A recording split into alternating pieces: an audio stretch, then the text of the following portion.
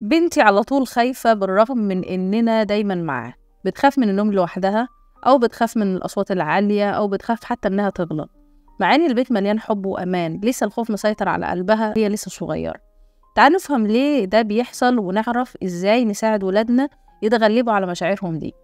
أول حاجة، أسباب الخوف الزايد عند الأطفال. أول حاجة فرط الحساسية، يعني بعض الأطفال عندهم حساسية نفسية زايدة، بيشوفوا العالم مكان كبير قوي ومخيف، ففي حاجات كتير ما بيبقوش فاهمينها، فبيحسوا دايما ان هم خايفين. اي حاجة بره بيبقوا دايما حاسين بخوف. كمان التعرض لمواقف مرعبة، لو حتى بسيطة، مشهد كرتون عنيف، زعقت له مرة كتير جدا، حورت مرة وفكرت ان انا اضربه. اي موقف، ذكرى سلبية قديمة بتسبب له فوبيا من الموقف ده وبتخليه دايما يخاف. كمان الارتباط الزايد بالاهل، بيخاف من اي حاجة تفصله عنهم، فتلاقيه دايما مرتبط بيهم وحاسس بحماية وأمان طول ما هو جنبهم. لو هما مش موجودين معاه بيحس بخوف شديد جدا جدا، لأنه ارتبط بيهم ارتباط زيادة عن اللزوم. هو خيال الطفل من سن 3 سنين ل7 سنين. الطفل هنا بيتخيل حاجات كتير قوي، ومعظمها حاجات مش حقيقية، وده ممكن هو ده اللي بيخوف، لأنه ساعتها بيقعد يعمل سيناريو ممكن يكون مش موجود أصلا حسب خيال الطفل. طريقة تعاملنا كأهل، الخوف ممكن يكون رد فعل الكلام أو تحذيرات مبالغ فيها. ساعات بنقعد نخوف الولاد كده ونقول لهم: عارف لو ما سمعتش الكلام هيطلع لك العفريت، عارف لو ما سمعتش الكلام العوة هيعمل فيك ويخلي كلام كده. فبيقعد يتخيل بقى ويبني سيناريو كبير قوي على اللي انت قلته، ومن هنا بيبتدي يحس بخوف زيادة. كمان بتبقى في مشاكل في التكوين العصبي أو صعوبات التواصل، ودي محتاجة طبعا تقييم متخصص، ولازم ساعتها يبقى في تدخل خارجي.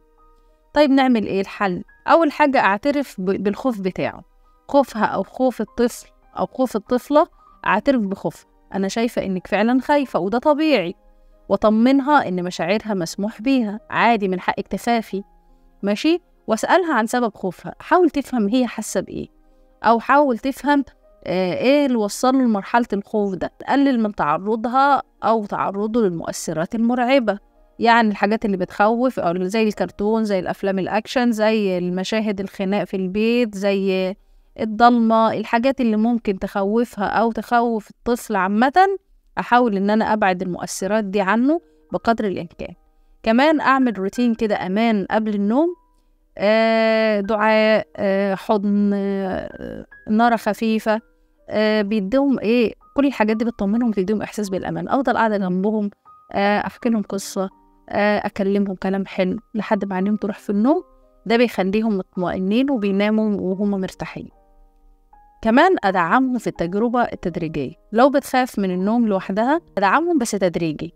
لو بتخاف من النوم لوحدها مثلا، أقعد جنبها شوية وبعدين أقلل الوقت تدريجي، كل شوية أقلل شوية، كل يوم أقلل شوية، تمام، لحد ما أحس إن هي مطمنة وأنسحب واحدة واحدة. طول ما أنا قاعدة جنبها طبعا أحاول إن أنا أزود ثقتها من نفسها، وأحسسها إن الموضوع عادي ومفيش أي حاجة، وإحنا كلنا جنبك، وأنا نايمة في الأوضة اللي جنبك، ولو في أي حاجة هتجيلك على طول. الدعاء، أذكار النوم، نقرأ شوية قرآن اللي إحنا حافظينه، سورة صغيرة نقراها وإحنا نايمين، ندعي ربنا، نقول كلام حلو قبل ما ننام لحد ما يحس براحة وطمأنينة وأمان. وبلاش تحرجيه أو تحرجيها وتضحكي عليها طول الوقت وتقولي إن هي جبانة، أصل انت خوافة. ده هيزود خوفها على فكرة، مش هيقلله، تمام. ده غير إن هو إنك بتضحك على إحساسها ومشاعرها، دي حاجة مش كويسة جدا.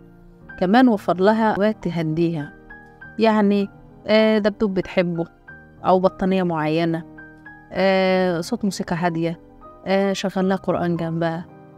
حاجات دي لها تأثير نفسي كبير. يعني أشوف حاجة هي بتحبها وأحاول إن أنا أوفرها لها، خصوصا قبل النوم، قصة حلوة أقراها لها قبل ما تنام، خدة ناعمة بتحبها. ولو استمر الخوف بشكل مفرط أو بدأ يعرقل حياتها اليومية، لازم ساعتها أدخل مختص نفسي أو أخصائي تخاطب والتأهيل سلوكي، عشان نعرف جذور المشكلة دي ونتعامل معاها بشكل علمي.